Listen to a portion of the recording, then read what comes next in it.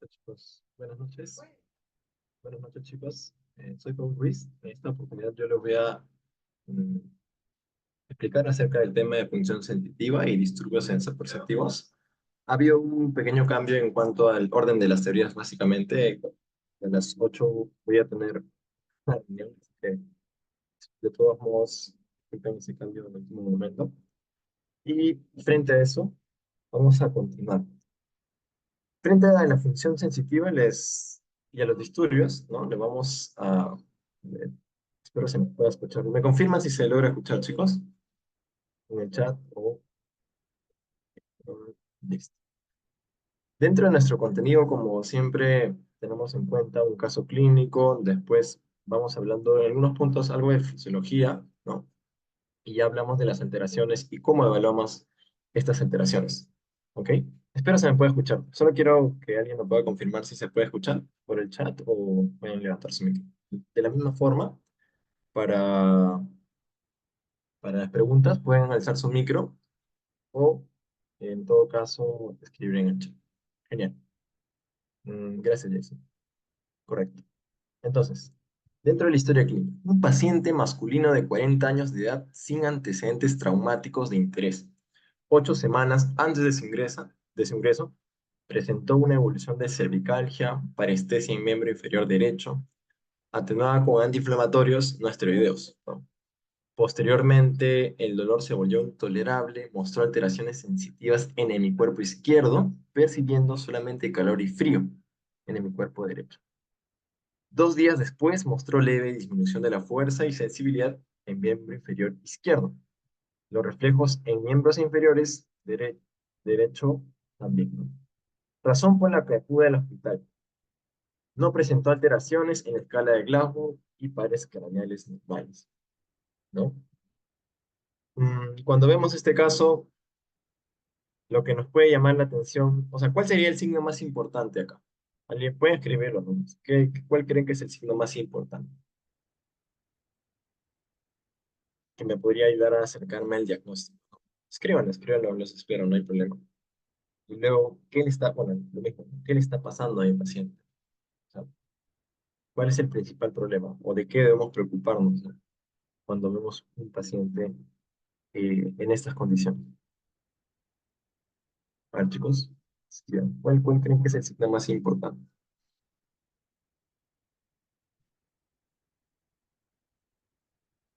Cualquiera, ¿no? Vamos a ver. Disminución de la fuerza y sensibilidad. ¿Estás en lo correcto, Jason? ¿Por qué? ¿No? Si viene un paciente con tos, expectoración, ¿no? Sabemos que es un problema pulmonar. Si viene un paciente con diarreas, con dolor de estómago, sabemos que es un problema gástrico, ¿no?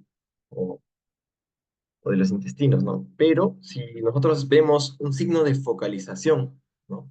Que puede ser pérdida de la sensibilidad, ¿no? Quizá pérdida en el habla, ¿no? Pérdida de la fuerza, nosotros estamos pensando, ¿no? Que tiene algo que ver con el sistema nervioso central, ¿no? Y debemos preocuparnos mucho. ¿Por qué? Porque pueden inclusive caer en coma, pueden estos pacientes estar con la alteración del sensorio, ¿no? Y al final inclusive hasta podrían morir. O sea, debemos preocuparnos que no esté el cerebro afectado, ¿no?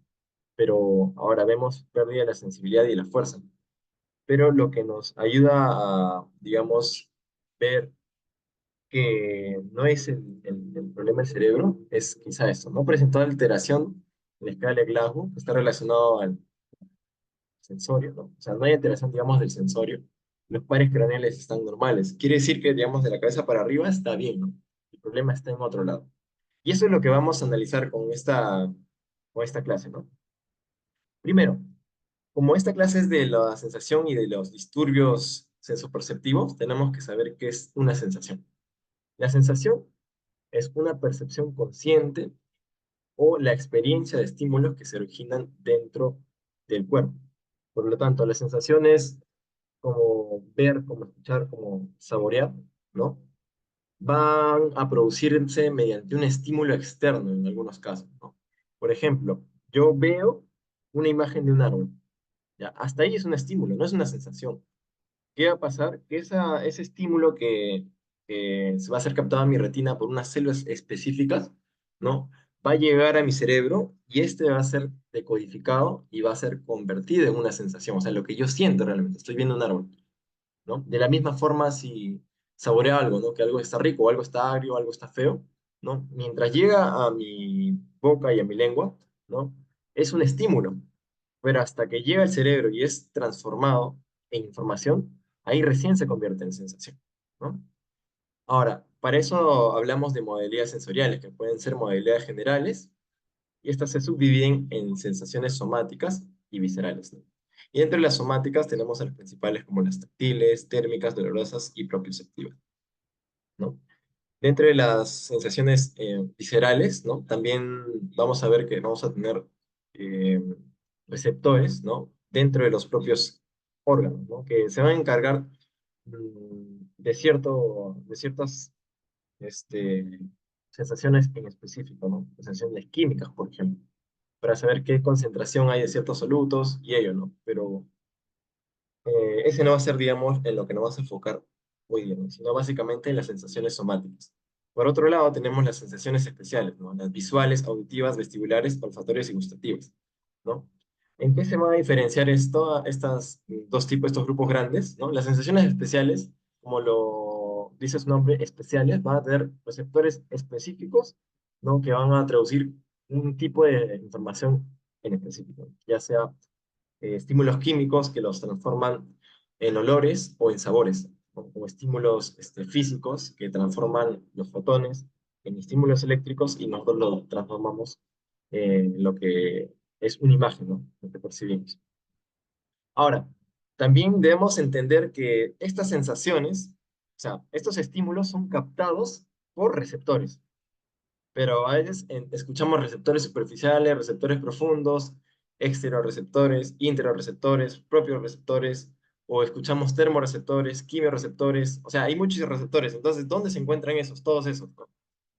Eso, para entenderlo, simplemente debemos clasificar según, bueno, debemos ordenar, ¿no? O sea, debemos clasificar, porque muchos receptores pueden ser clasificados según una estructura. Por ejemplo, tenemos a los receptores que tienen terminaciones nerviosas libres, ¿no? Estos se encuentran en la epidermis, ¿no? Más profundamente, terminaciones nerviosas encapsuladas que se encargan de la presión, por ejemplo, de sentir la presión. Y células especializadas como las de las sensaciones especiales, ¿no? Otra clasificación según la localización. Exteriorreceptores, que se encuentran fuera de nuestro cuerpo, ¿no? Ahí tenemos, por ejemplo, de las terminaciones libres, terminaciones encapsuladas, ¿no? O sea, estímulos dolorosos, estímulos térmicos, estímulos de presión, van a captar estímulos de afuera, ¿no? Y intrareceptores, ¿no? Estímulos que son captados en los vasos sanguíneos, ¿no? Por ejemplo, en la carótida, en la dilatación de la carótida, tenemos los senos carotídeos, que captan la diferencia de presiones, algunos estímulos químicos, ¿no? O los propioceptores, ¿no? Que se encuentran en el músculo, ¿no? En el músculo se encuentran estos propioreceptores que me van a indicar eh, lugar, ¿no? Vibración o ubicación. ¿Dónde está mi brazo, por decir? Si yo cierro los ojos, sé que mi brazo está levantado, ¿no? Algunas personas tienen dificultad, no tienen la propiocepción desarrollada. Por lo tanto, si ellos cierran el brazo, no van a saber dónde está su brazo, no van a saber si está arriba, no van a saber si está abajo, ¿no? Entonces, es bastante importante para estabilizarse, ¿no?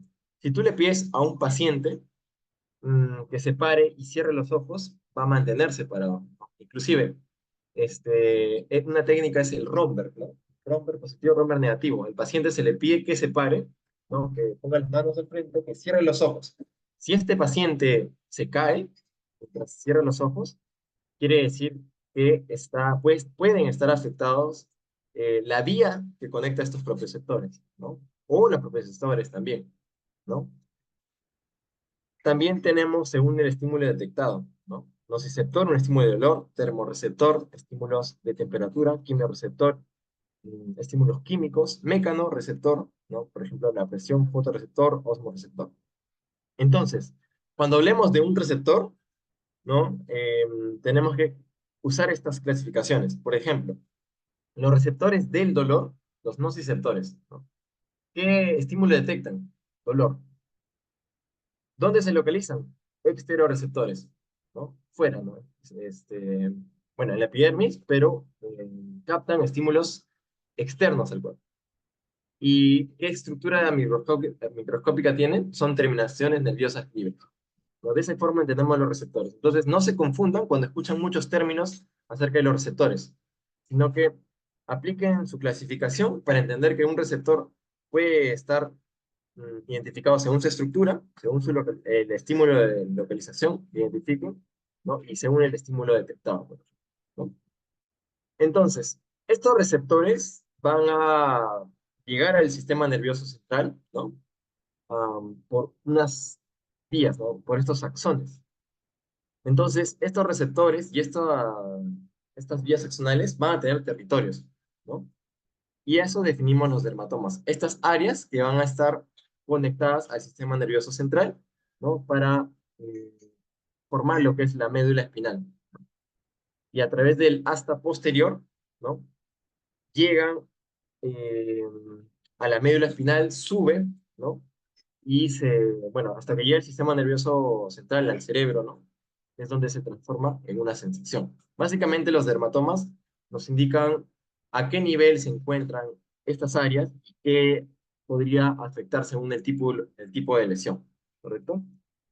Em, Ahora, hablando del proceso sensitivo. Cuando hablamos de proceso sensitivo, tenemos que entender que hay vías sensitivas, ¿no? Y estas vías sensitivas mm, vienen desde los receptores, ¿no? Ya sean interoreceptores, extorreceptores, ¿no? Van a llegar hacia la médula, pero la primera neurona sensitiva, ¿no? Que va a tener su ganglio antes de llegar a la médula, ¿no? Y luego llegan a la médula por el asta posterior, ¿no? Y algunas decusan en la médula y otras decusan más arriba, ¿no? Entonces, tenemos dos vías principales para agrupar al dolor, disculpen, a las vías sensitivas, espinotalámicas y las del cordón posterior. Entonces, acá tenemos un recorrido, ¿no? De estas vías que van a terminar finalmente en la corteza, ¿no? Entonces, estas vías van a empezar por un receptor, ¿no? Luego van a llegar hacia un ganglio de la raíz posterior del nervio raquídeo, ¿no? A partir de ahí viene el contacto con el axón de la segunda motoneurona, en el cual la vía espinotalámica señalada con azul va a decusar en la propia médula espinal, ¿no? Y la vía del cordón posterior decusa en el bulbo raquídeo, ¿no? Recién decusa en el bulbo raquídeo. Entonces, si se produce una lesión a cierto nivel de la médula, la afectación va a ser distinta, ¿no? Para lo del cordón posterior y espinotalámico, ¿no? La vía del espinotalámico. Y entonces, digamos, ¿qué sensaciones se van a ver afectadas, ¿no? La espinotalámica puede subdividirse en espinotalámica lateral y anterior, ¿no? La lateral percibe las sensaciones del dolor y la temperatura, ¿no? O los nociceptivos, en todo caso, otra forma de denominarle, y la anterior del tacto y la presión, ¿no? En cuanto al cordón posterior, va a recibir sensaciones, ¿no? Para el tacto fino, vibración, la propiocepción, ¿no? Entonces, si esta decusa más arriba, ¿no? La lesión va a ser distinta, ¿no?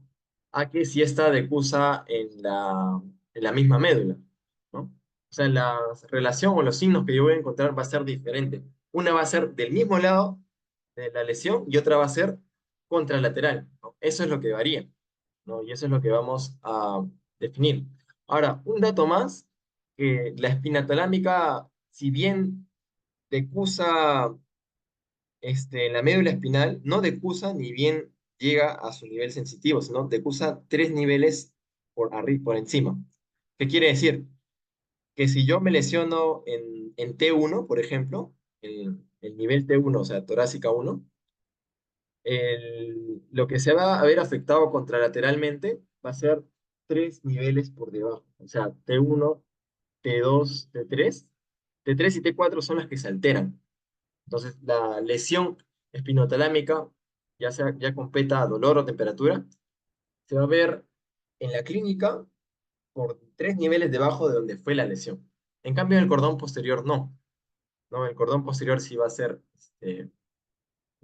sin cambios en ese aspecto. ¿No? Entonces, aquí tenemos el cordón posterior ubicado en esta región, ¿no? Va a estar conformado por vías que van a ir sumándose a la médula espinal, o sea, vía axones de la región sacra, de la región lumbar, de la región torácica y la región cervical, ¿no? Esto es lo que tenemos el cordón posterior. Acá está el tracto espinotalámico lateral que va a captar sensaciones, bueno, va a mover, movilizar estas sensaciones hacia el cerebro, ¿no? Pero va a captar esos estímulos dolorosos, temperatura, ¿no? En cambio, el anterior se encuentra en esta región de tacto y presión. Entonces, cuando hablemos ya de los síndromes medulares, según la región que se afecte, no va a tener la clínica. Y bueno, es importante eso lo que le decía con respecto a la espinotalámica, ¿no? La, la relación de la lesión va a ser tres niveles por debajo, ¿no? Por debajo de la lesión. ¿Por qué pasa eso? Porque la decusación ocurre 3 niveles por encima. Disculpen, la decusación de las axones ocurre en 3 niveles arriba. O sea, llega recién cuando sube 3 niveles, es cuando decusa. ¿Listo? Ahora, para hablar de las alteraciones, ¿no? Ya hemos visto que existen dos vías sensitivas principales, espinotalámica lateral, ¿no? Disculpen, espinotalámica y del cordón posterior, ¿ya? Para hablar de las alteraciones. Dentro de las alteraciones vamos a escuchar algunos términos que podemos sumar dentro de nuestra historia clínica, dentro de nuestra anamnesis, ¿no? Un término conocido, hipoestesia, una sensibilidad reducida. Anestesia, cuando existe la abolición de la sensibilidad, ¿no? Eh, Hiperestesia, cuando hay una sensibilidad aumentada. Analgesia es un término similar, pero es muy distinto, ¿no? O sea, anestesia y analgesia pueden parecer que está relacionado a la sensibilidad, pero no, es muy distinto. Anestesia hace relación a un término general sobre la sensibilidad, o sea, puede ser estímulos térmicos, dolorosos, ¿no? De la presión, que están abolidos, mientras que analgesia es relacionado solamente a un tipo de sensibilidad, que es el estímulo nociceptivo, o sea, el dolor, ¿no? Y una hiperalgesia, un aumento a la sensibilidad del dolor, ¿no? Y el odinia mm, es cuando se percibe un estímulo que puede ser el de presión, puede ser térmico, ¿no? Del tacto fino, o sea, un estímulo diferente al nociceptivo, pero se percibe como nociceptivo, o sea, doloroso, se percibe como doloroso a un estímulo que no es nociceptivo, ¿no? Y exosomestesia, ¿no? Es un estímulo que se percibe como múltiple, pero específicamente, ¿no? Es un estímulo que se percibe fuera de nuestro cuerpo, o sea, lo van a sentir en personas que han, por ejemplo, que han tenido una amputación de piernas, pierna derecha, por ejemplo, no tienen la región del miembro inferior, pero sienten dolor en esa región, ¿no? Es más una alteración psiquiátrica, ¿no? Porque si no tienes los receptores ahí, no tienes la vía sensitiva, ¿por qué te estaría doliendo? ¿No? Entonces es una sensación fuera de nuestro cuerpo. Ahora, las alteraciones pueden producirse a nivel cerebral, a nivel del tallo, a nivel radicular, y a nivel del nervio periférico, ¿no? Y también a nivel medular. Pero el nivel medular es la carnecita de lo que vamos a hablar, por lo tanto, es lo que vamos a explicarles más adelante con mayor detenimiento, ¿no? De los síndromes medulares. Ahora, si se produce a nivel cerebral, ¿no? Se genera una hemianestesia contralateral. ¿Por qué? Porque la vía sensitiva, recuerden que decusaba, ¿no? Tanto a nivel del bulbo o a nivel de la propia médula. Por lo tanto, se procesa contralateralmente, ¿no? Entonces, la sensación también se percibe contralateralmente, ¿no? La vía o la sensibilidad que se va a afectar más es la sensibilidad principalmente profunda, ¿no? La propiocepción. Ahora, también hay que distinguir, ¿no? Los lugares de afección a nivel cerebral. Si es cortical, lo más probable es que la afección sea focal, ¿no? Entonces, yo no voy a sentir la palma de mi mano derecha específicamente, ¿no? No voy a sentir la palma, o disculpa, la sensación en la mejilla izquierda, ¿no? ¿Por qué podría producir esto? ¿No? Por una ACV, ¿no? Que puede ser lacunar, ¿no? Que afecte solo una región en específico de la corteza, y no toda, ¿no? Una amenestesia subcortical o capsular. Acá, digamos que sí se acompaña de una afección motora, ¿no? Y ya afecta a una región más grande, porque por la región de la cápsula interna, por ejemplo, pasan todas las vías motoras, ¿no? Inclusive las sensitivas. Entonces, ya no solamente se afecta a la palma de mi mano, sino se afecta también mi pierna, ¿no? Toda la región contralateral derecha, si la lesión es en la región capsular, por ejemplo, izquierda, ¿no? Ahora, si es una amenestesia talámica, recuerden que el tálamo regula todas estas sensaciones, ¿no? Entonces, si tengo afectado mi tálamo, no va a poder regular correctamente, por lo tanto, mi sensación o puede estar muy disminuida o puede estar sobreestimulada, ¿no? Entonces, ahí es donde encontramos la hiperestesia, ¿no? O también puede existir amenestesia, ¿no? Pero simplemente lo que vamos a encontrar mm, puede ser aumento de la sensibilidad del dolor, porque ya no vamos a controlarlo, ¿no?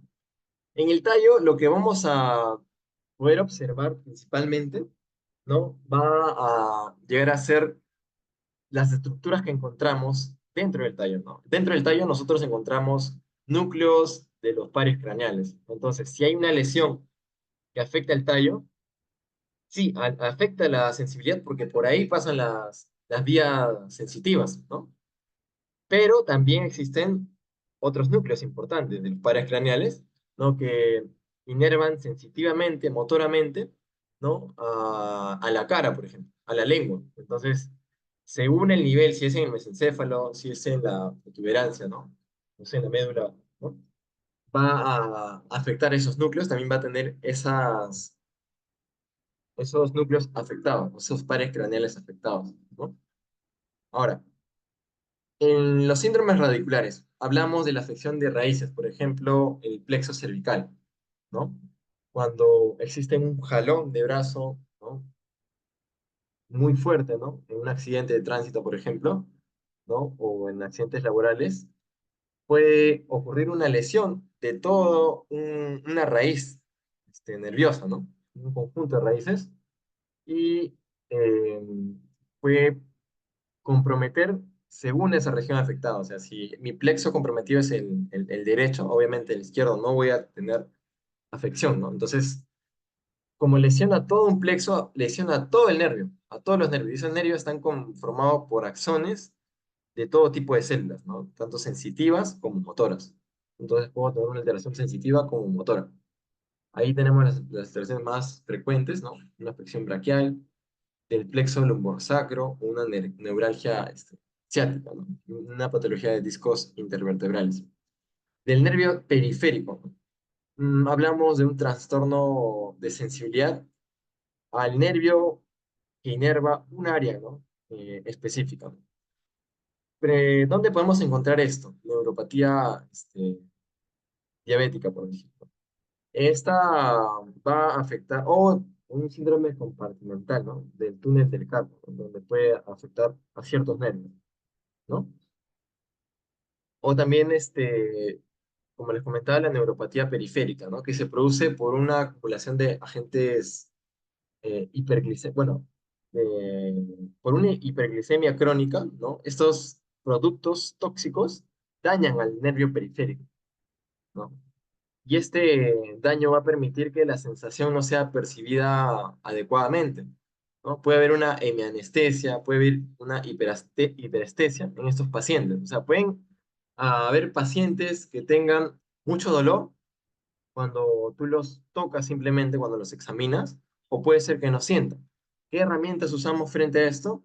Eh, si no tenemos un diapasón, ¿no? Para evaluar vibración, por ejemplo, no tenemos la prueba del filamento, ¿no?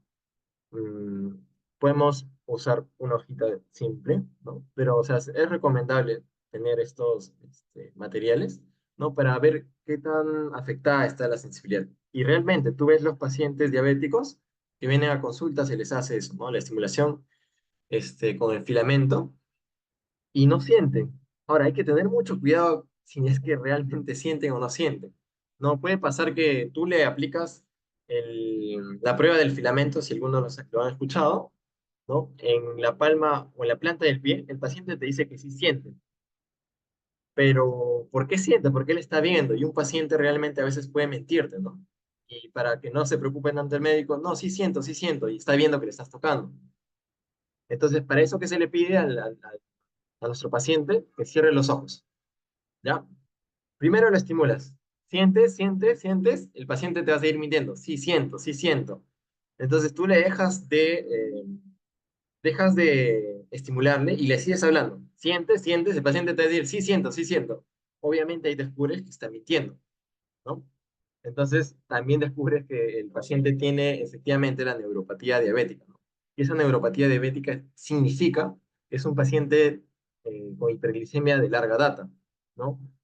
Que si bien no ha sido diagnosticado a tiempo, es posible que si ha sido diagnosticado, que no se esté cuidando. Y ahí le pedimos, a ver, tu hemoglobina glicosilada, ¿cómo está? Ah, está elevado, está en 10, está en 11, ¿no?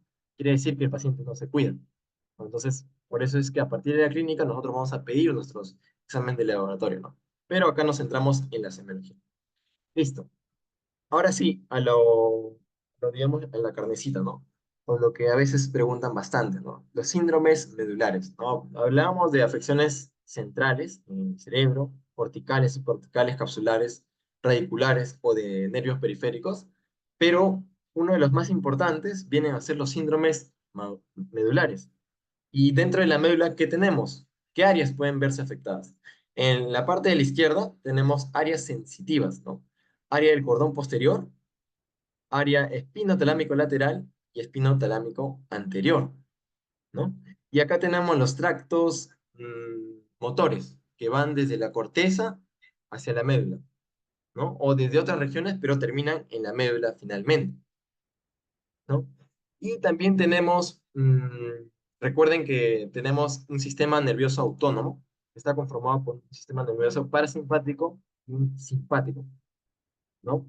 Eh, si bien el simpático se encuentra central, ¿no? Entre el sistema parasimpático, es la lesión que se pueda producir cérvico-torásicamente, o sea, en la región cérvico-torácica, va a tener una característica especial, ¿no? ¿Por qué? Porque a nivel cérvico-torácico afecta, sí, a todo el sistema nervioso simpático y aparte el parasimpático, pero no afecta a la primera parte del sistema nervioso parasimpático, por ejemplo, el nervio vago, ¿no? Que va a cumplir su función correctamente, o sea, va a percibir algunos estímulos de presión. Si la presión está muy alta, por ejemplo, ¿no? Va a tratar de disminuirla, ¿no? Y al contrario, su contraparte, el estímulo simpático, ¿no? Genera una respuesta. Recuerden que ambos son contrarios, ¿no? Uno de huida y uno de descanso, por ejemplo. El simpático es de huida y el parasimpático es de descanso, ¿no? Si el simpático expande las vías bronquiales, el parasimpático constriñe las vías bronquiales. Entonces, hay una relación de versos, ¿no? Uno afecta y el otro hace lo contrario. Entonces, ¿qué pasa cuando la lesión es a nivel cérvico-torácico? Una región del nivel parasimpático va a predominar, ¿no? Predomina frente al sistema nervioso simpático, ¿no? Entonces, lo que hace el sistema simpático, ¿no? Es aumentar el tono vascular, aumentar el retorno venoso, y lo que hace el parasimpático es lo contrario, ¿no? Entonces, en una relación en la cual el parasimpático gana, ¿no? El tono vascular disminuye, o sea, hay una vasodilatación a nivel periférico, ¿no? El retorno medoso disminuye. ¿Con qué vamos a terminar? ¿No? Con disminución de la frecuencia cardíaca, con una insuficiencia cardíaca, ya que no hay suficiente retorno venoso, no se va a poder inyectar volumen correctamente porque el volumen está en las vías periféricas, ¿no? En el sistema vascular periférico, están muy dilatadas, se está acumulando sangre en esas regiones, entonces puedo yo caer en hipotensión o shock, ¿no? De acuerdo a la lesión. Pero esto se agrava más en un paciente que ya viene chocado, ¿no? Una sepsis, por ejemplo. Entonces, más esta lesión se agrava mucho más y se nota el impacto en el sistema nervioso autónomo, ¿no? Listo. Ahora, dentro de los síndromes medulares vamos a hablar de los más importantes. Síndrome de hemisección medular. ¿Alguien sabe cuál es el otro nombre que recibe la hemisección medular? Como lo dice su nombre, ¿no? Es cuando hay una afección solamente de la mitad de la médula. ¿Saben el nombre? Ese es típico de pregunta de examen, de semiología en neurología. El síndrome ¿de qué? ¿Lo saben por casualidad? Otro nombre que recibe mi sección medular es latero, pero siempre viene. Les aseguro que siempre viene en sus exámenes y seguramente les ha venido. ¿Lo saben por ahí? Bonsai cuerno, ¿no? Exacto, el síndrome de Brown-Sequard, ¿no? En donde, como les mencionaba, hay una afección homolateral y una afección contralateral. Homolateral en cuanto a la pérdida de sensibilidad de la posición, ¿no? Y vibración del mismo lado, ¿no? Porque la decusación, recuerden, que se produce a nivel del bulbo, no se produce a nivel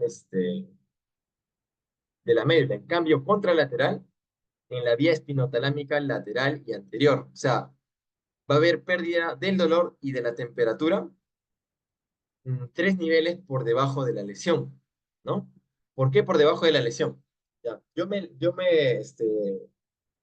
me lesiono a nivel de T1, ¿no?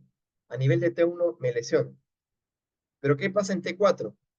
En T4 vinieron mis vías de un lado de la médula, por decir, del lado derecho, ¿ya? En T4 están subiendo lo que percibo del lado derecho, pero estas fibras recién van a decusar 3 niveles arriba, ¿no? O sea, en T1, si el daño es T1, las vías que se van a ver afectadas son las de T4, porque son las que recién han decusado.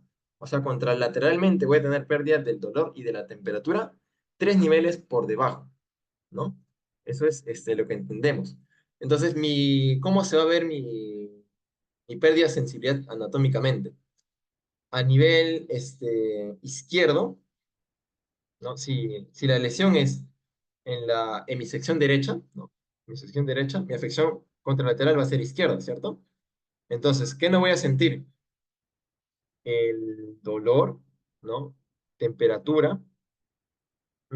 Acá dice P de pinchazo, por ejemplo, ahí está la leyenda, ¿no? Tele de tacto ligero, temperatura, esos son los signos que voy a ver afectado. Pero ¿cuál no voy a ver afectado? ¿No? El sentido de la vibración o la propiocepción, ¿no? El sentido de la posición de las articulaciones, o sea, disculpen, propiocepción y sentido de vibración, ¿no? Esto no lo voy a sentir afectado, pero sí lo voy a ver afectado en el mismo lado, ¿no? El mismo lado de la lesión. Aquí sí voy a verlo ipsilateralmente, ¿no? ¿Dónde podemos encontrar este tipo de hemisección medular? ¿No? Principalmente, lo más frecuente, traumas penetrantes, ¿no?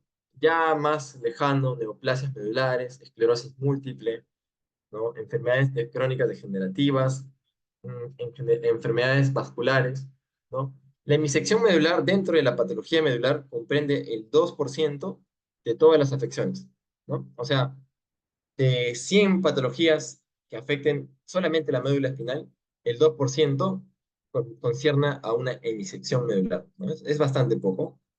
Bueno, no parece bastante poco, pero es frecuente. Ahora, síndrome de centro medular, ¿no? Refiere que va a afectar a la región central, ¿no? Entonces, posiblemente las áreas que no se vean afectadas no van a tener clínico, ¿no? ¿Qué pierdo acá? Sensación del dolor, de temperatura, de la lesión, ¿no? Fibras, recordemos que acá se cruzan algunas fibras, ¿no? Recuerden que las fibras decusan, ¿no? Entonces, si el centro está dañado, la afección no va a ser más que todo a donde llegan, sino por donde pasan. Ya. ¿Qué fibras, van a ser dañadas? ¿Qué vías decusan a nivel de la médula espinal? A ver, ¿qué vías decusan? Si lo pueden responder. Les mostré dos vías principales, inclusive los tipos de sensaciones. Entonces, ¿qué vías serían afectadas principalmente?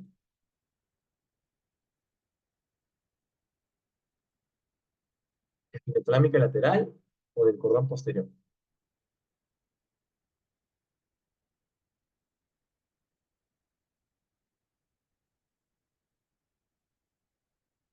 Miren este grafiquito bien. A nivel espinotalámico, ¿no? Las fibras decusan en la misma médula. Ajá, exacto. Claro, y fíjense en este grafiquito. La vía que llega al cordón posterior son las haces del cordón posterior y esas no decusan en la médula, decusan disculpa, no decusan en la médula espinal, sino decusan más arriba. Por lo tanto, si la afección es centromedular, ¿no? Estas no van a tener afección, digamos, ¿no? Pero las espinotalámica anterolateral, sí, ¿no? Decusa 3 niveles más arriba, sí, ¿no? Pero la afección está, disculpen, la lesión está por donde decusa. Entonces sí se afecta la sensación del dolor y la temperatura, o sea, el espíritu terámico lateral. Por lo tanto, las demás modalidades van a seguir siendo conservadas, ¿no? Y ¿dónde encuentro esto? O sea, ¿en qué patologías? Una patología que puede ser, no, sería la siningomelina, que viene a ser un quiste en la región medular, ¿no? Que si bien acá se encuentra de un lado de la lesión, ¿no? Podría encontrarse a nivel centromedular. Entonces, lo importante es que afecte la región central de la médula, que evite la decruzación, o sea, dañe esa decruzación y por lo tanto mi pérdida va a ser parcial, ¿no? O sea, va a ser solamente sensación de la vía espinotalámica anterolateral. Listo. El síndrome medular anterior, ¿no? O sea, la lesión se produce anteriormente. ¿Y qué vías no están anteriormente? Definitivamente el cordón posterior, ¿no? Entonces la afección va a ser bilateral en caso se dé de ambos lados, ¿no? O sea, la lesión se dé acá, obviamente va a afectar a los dos lados, ¿no? Pero va a ir afectando de anterior hacia posterior. Acá es esquemático, ¿no? Afecta una gran área, ¿no? Pero dependiendo de la patología puede afectar una pequeña región de la zona anterior o puede afectar gran región, inclusive casi abarcar la región posterior, ¿no? Entonces, esto más que todo es esquemático. Entonces, ¿qué pasa si abarca la región anterior? ¿Qué se encuentra?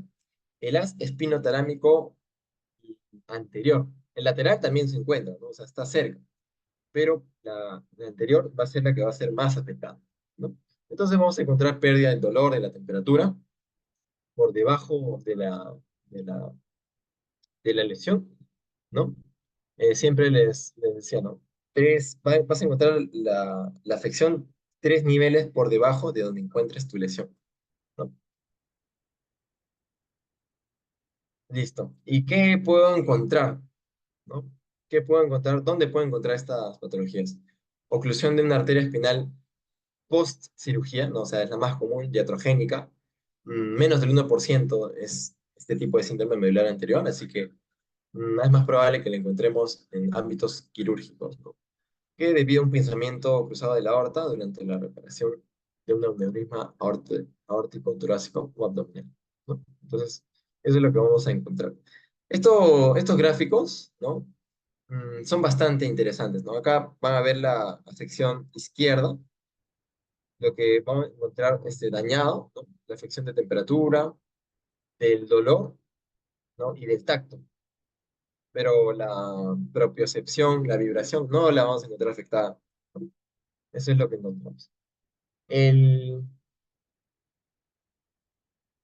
y por último, el síndrome coronal posterior.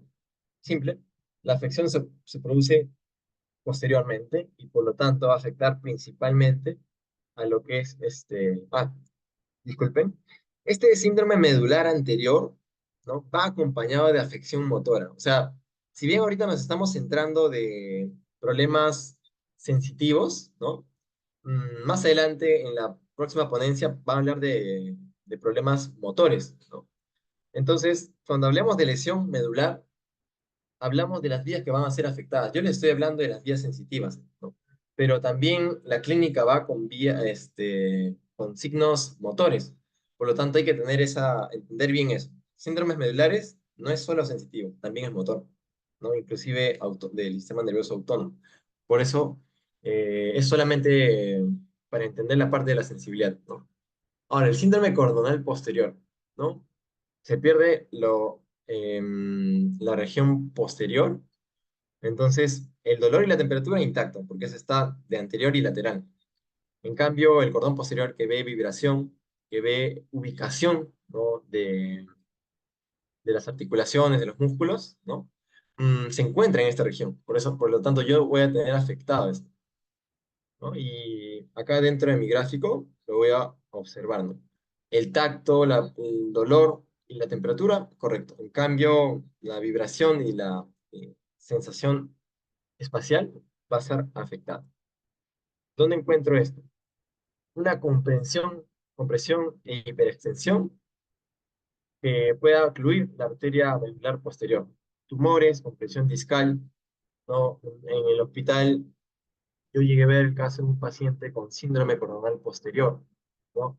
Y este síndrome coronal posterior, debido a una compresión vertebral, ¿no? Estaba comprimiendo a esta región posterior y tú veías al paciente aparentemente normal, pero no podía pararse, ¿no? Entonces, o bueno, con las justas podía pararse, pero el problema era cuando cerraba los ojos. Entonces, eh, ahí fue donde vi por primera vez el síndrome de Romper positivo, ¿no? O sea, tú le pides al paciente que se pare, ponga las manos adelante y cierre los ojos. Y vas a ir viendo que el paciente va a ir cayéndose, va a ir cayéndose. Entonces, ese es un signo positivo. Obviamente, en esos casos, tú tienes que cuidar a tu paciente para que no se caiga, ¿no? Pero si tú ya ves que se está cayendo, positivo, romper positivo. Y es un dato clínico que me puede definir que es un síndrome coronal posterior. Y ya cuando llegó la resonancia magnética, ¿no? Vimos la afección del cordón posterior. Me parece que hay una pregunta. Sí, la esclerosis múltiple es una patología del sistema, una patología autoinmunitaria, ¿no? Que afecta también a estas ACEs, ¿no? Es una mielopatía, ¿no? Y lo curioso de la esclerosis múltiple, ¿no? Es que afecta a focos, o sea, son distintos focos. No es que afecta a toda la médula, no puede afectar específicamente a C3, C4 o C3 y T2. Entonces, según las ACEs que esté perjudicando, va a tener la clínica, ¿no? O sea, esclerosis múltiple no afecta a toda la región, sino afecta a ciertos focos. O inclusive también puede afectar a todos, dependiendo del grado de severidad de la esclerosis múltiple, ¿no? También hay otras patologías que pueden afectar médula, como la neuritis óptica, ¿no? Que tú escuchas neuritis óptica, solo es visión, no necesariamente. La neuritis óptica puede ser a los tractos, conciernen a la visión, puede ser el mismo encéfalo, donde tú vas a ver focos hiperintensos, ¿no? En la resonancia. También vas a ver afección afecciones medulares, ¿no? Mm, Eso es lo que, digamos, puedes observar en la esclerosis múltiple. Sí, esclerosis múltiple también es causa. Mm, Listo. Ahora, ¿Cómo exploramos la sensibilidad? La sensibilidad es bastante sencilla. El examen neurológico es lo complicado, porque el examen neurológico involucra varios aspectos, ¿no? El estado de conciencia, ¿no? Se puede usar con Glasgow, el pensamiento, ¿no? También evalúas el sistema motor, ¿no? Evalúas, por ejemplo, la marcha, ¿no? En el motor evalúas fuerza, evalúas también tienes que evaluar equilibrio, o sea, si tú estás pensando en un síndrome cerebeloso, ¿no? Eh, Evalúas coordinación, pero ¿qué nos concierne evaluar a nosotros dentro de la exploración física? La sensibilidad. Y es simple, es sencillo. ¿Cómo evalúan la sensibilidad? De forma superficial o profunda, ¿no? En la superficial evaluamos las sensaciones principales, ¿no? Táctil, dolorosa y térmica. ¿Cómo la evaluamos? ¿No? La táctil podemos usar una torunda o un pincel, como se muestra en la imagen, ¿no? En donde vamos a aplicar suavemente. Y le decimos, ¿qué sientes? Sí, efectivamente siento como que me está sobando un pincelito, ¿no? Entonces, estoy evaluando la sensibilidad superficial táctil. ¿Qué pasa si tú le sobas con un algodón y te dice, au, au, au? ¿Cómo se le denomina eso? Yo le expliqué dentro de alteraciones, ¿se acuerdan? Es hiperestesia o alodinia.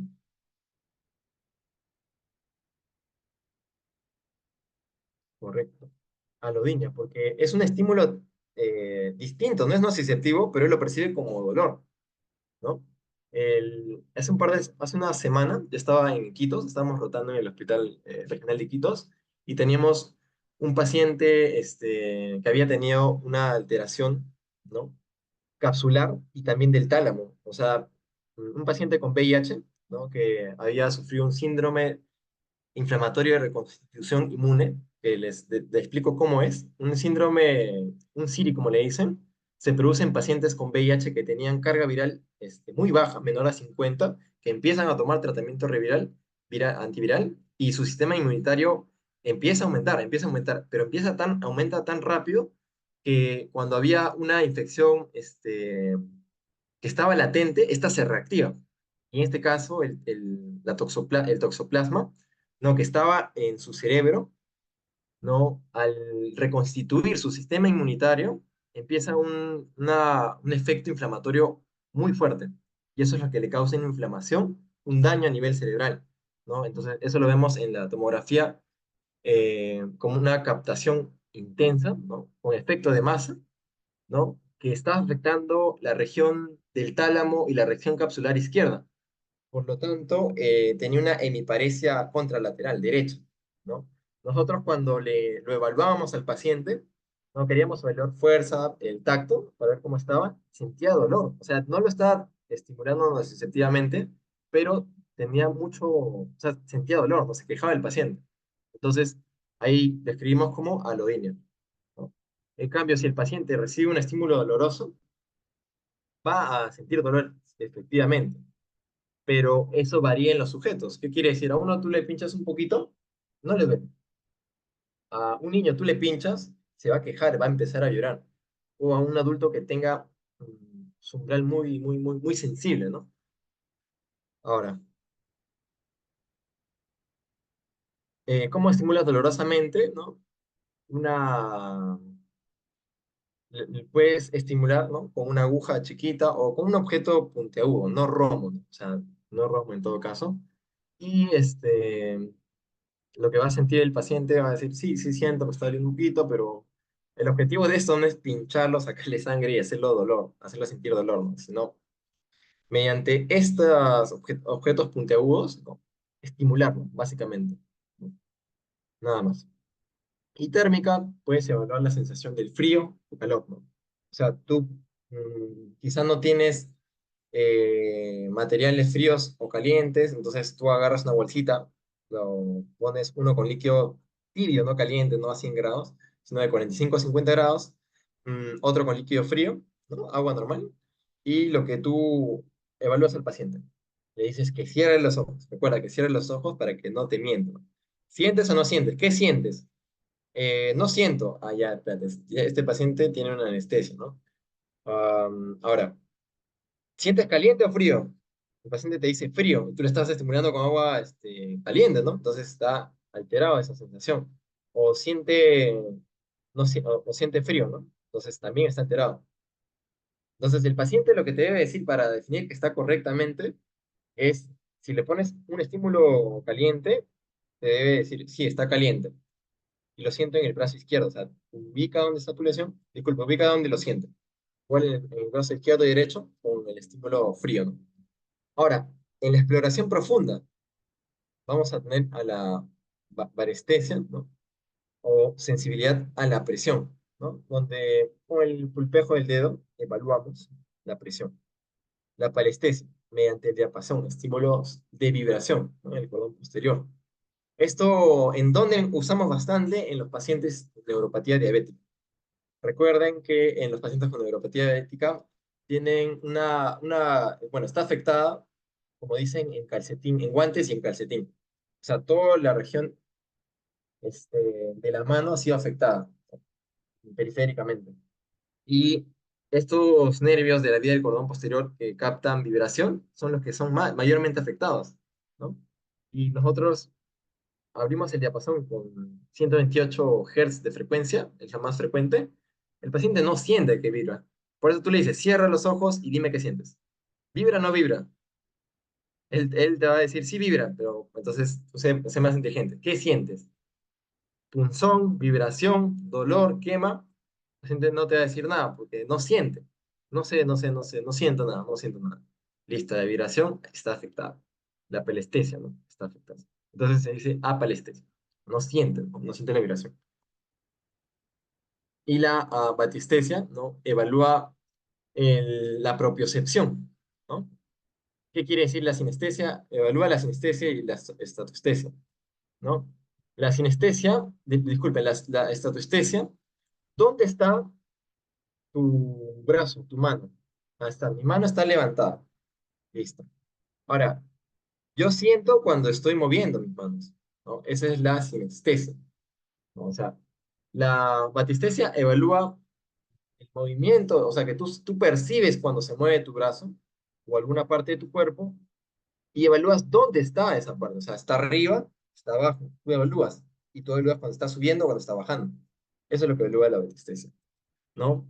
Y la dolorosa profunda, ¿no? Si bien los receptores principales para el dolor están en en la sensibilidad o receptores superficiales, también tenemos receptores dolorosos profundos, ¿no? O sea, en el músculo. Entonces, un paciente que viene con una úlcera, ¿no? Ya no tiene epidermis, ya no tiene supuestamente terminaciones o receptores nociceptivos, pero sigue sintiendo dolor y ese dolor es crónico, constante, ¿no? Muchas veces insoportable. ¿Por qué? Porque también tenemos receptores dolorosos en el músculo, ¿no? Esto lo ves en pacientes en- que se que forman úlceras fácilmente, en los pacientes diabéticos, ¿no? Que tienen úlceras y se quejan de mucho dolor, ¿no? Y grafestesia, es una, es una combinación de varios estímulos, ¿no? En los cuales tú disiernes qué estás escribiendo. Entonces ahí está la sensibilidad táctil, la varestesia, o sea, sensibilidad profunda, ¿no? Pero simplemente te ayuda a decir que tú logras captar la información y decir, no, sí, estoy viendo que escribes una A, una letra A o un número, ¿no? Por ejemplo, eso es lo que le pides al paciente. Y listo, ahora sí vamos al caso, ¿no? El paciente masculino de 40 años de edad, ¿no? Ahí la duda me parece. Ya, no, la sensibilidad profunda es los receptores que se encuentran en el músculo, ¿ya? En el músculo esquelético. O sea, las vísceras no duelen. Lo que duele de los órganos viene a ser el peritoneo visceral, ¿no? O sea, el peritoneo es lo que puede doler. La distensión del peritoneo, ¿no? Que recubre a estos órganos es lo que duele, pero los órganos en sí no llegan a doler. O sea, no duelen, no tienen nociceptores. No tienen nociceptores. O sea, si yo acuchillo mi hígado sin mi peritoneo, no me va a doler, ¿no? Eh, pero si yo tengo un dolor de estómago, tengo una diarrea, tengo gases, ahí está mi peritoneo, ¿cierto? Está cubriendo a mis intestinos. Y como yo tengo gases, mi intestino, mi colon está hinchado, se está extendiendo el peritoneo. Entonces, eso es lo que duele. Lo que duele es la extensión del peritoneo, no la víscera en sí, ¿no? Entonces, la sensibilidad dolorosa profunda es la que se encuentra en los músculos, el músculo esquelético, ¿ok? Listo. Entonces, tenemos, claro, la vejiga es un órgano, es una víscera, pero que está recubierta por peritoneo visceral. Entonces, la distensión de este peritoneo es lo que me causa el dolor, no la vejiga en sí. ¿Está bien? Listo. Ahora, mostró alteraciones sensitivas en mi cuerpo izquierdo. O sea, no sentía ni... mostró alteraciones sensitivas en mi cuerpo izquierdo, percibiendo solamente calor y frío en derecho. Quiere decir que en el derecho sí siento calor y frío. Mi vía espinotalámica lateral está correcta en el derecho. En el izquierdo, entre comillas, en el izquierdo no siento ni calor ni frío, ¿no? El espinotalámico lateral está alterado ahí. Ahora, 2 días después mostró leve disminución de la fuerza y sensibilidad, ¿no? Fuerza y sensibilidad, 4,5 en miembro inferior izquierdo. O sea, tengo la alteración de la sensibilidad en la región izquierda, ¿no? O sea, no siento ni frío ni calor en el izquierdo. ¿Qué quiere decir? ¿Dónde está la lesión? ¿A nivel derecho o a nivel izquierdo? ¿Mm?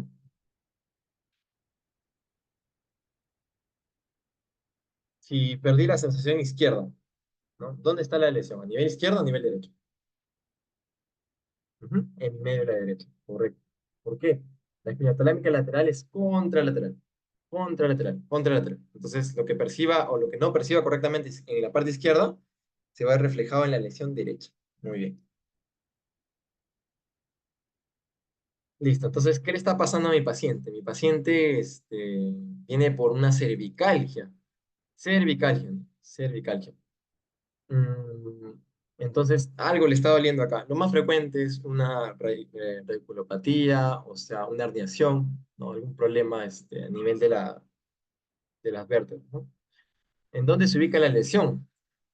Acá me sirve un dato bastante importante. No presentó alteración de la escala de Glasgow, pares craneales normales. O sea, no hay alteración del sensorio, ni pares craneales. O sea, la lesión no puede estar por encima del tronco, ¿cierto? Porque recuerden que de pares craneales sus núcleos se encuentran en el tronco. Entonces, si no hay alteración de ello, quiere decir que mi lesión no está en el tronco, no está a nivel del cerebro, ¿no? Entonces, ¿dónde queda? A nivel periférico o a nivel de la médula. Entonces, ya como veo esto, más se acerca a médula, ¿no? Una cervicalgia. Entonces, la lesión está a nivel cervical.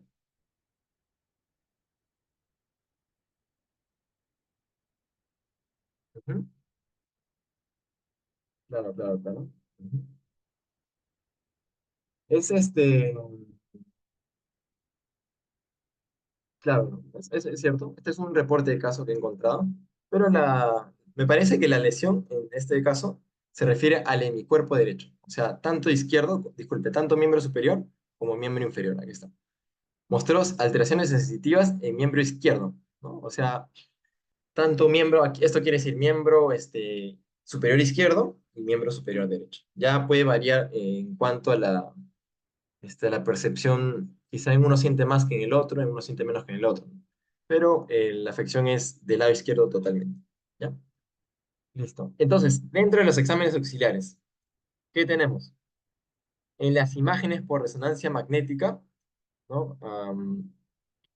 Tenemos protrusión del disco a nivel de C3 y C4 que comprime la médula espinal. ¿Ya? A ver, esta parte. Qué raro, qué raro. Espero que- Listo, para no soplarlo. Ya, teníamos compresión de C3 y C4. ¿Por qué? Por una protrusión o sea, en todo caso, mi Mi diagnóstico, ¿no? Es que se observa una lesión interraquídea extradural que comprime a nivel de C3 y C4. Entonces, la lesión es C3 y C4. Por lo tanto, mi pregunta es, ¿cuál es el diagnóstico? ¿No? Compresión medular, pero en mi sección derecha y en mi sección izquierda, ¿no? ¿Qué habíamos dicho dentro de la clínica? La afección era izquierda, ¿sí? Y ahí me respondió, si es izquierdo, la lesión se encuentra en la vía espinotalámica derecha, ¿no? Derecha. Por lo tanto, ¿qué va a ser afectado? ¿Qué voy a encontrar? Entonces, ahí voy siempre. Si estoy evaluando sensibilidad, primero, sensibilidad superficial, sensibilidad profunda. ¿Qué encuentro en la sensibilidad superficial izquierda? ¿No?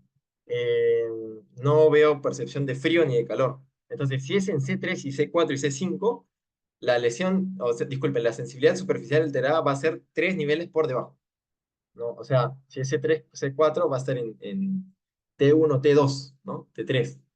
Entonces, a partir de eso, voy a ver alteración a nivel de T1, T2, T3, ¿no? Más para abajo. O sea, T1.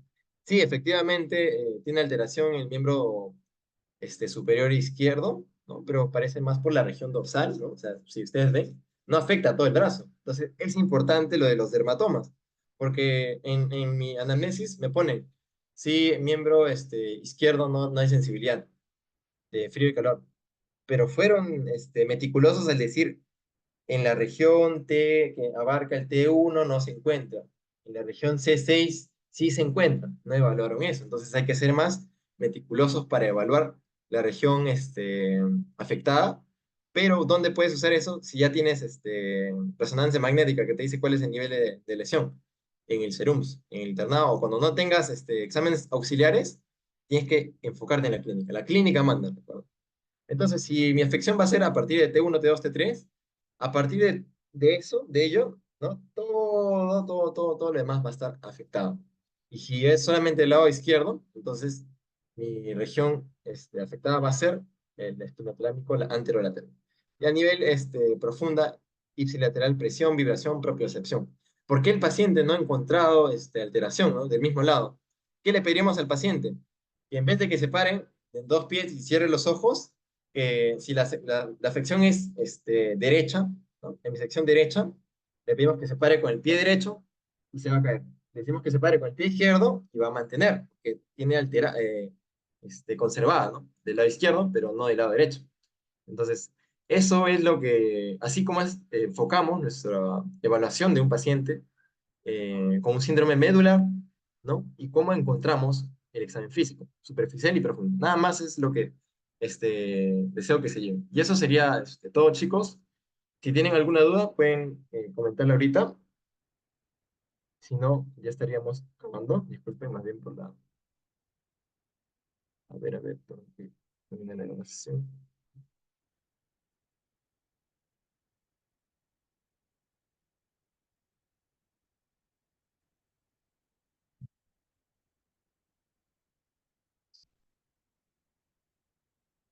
Ya, chicos. Bueno, si no hay dudas, espero que les haya gustado.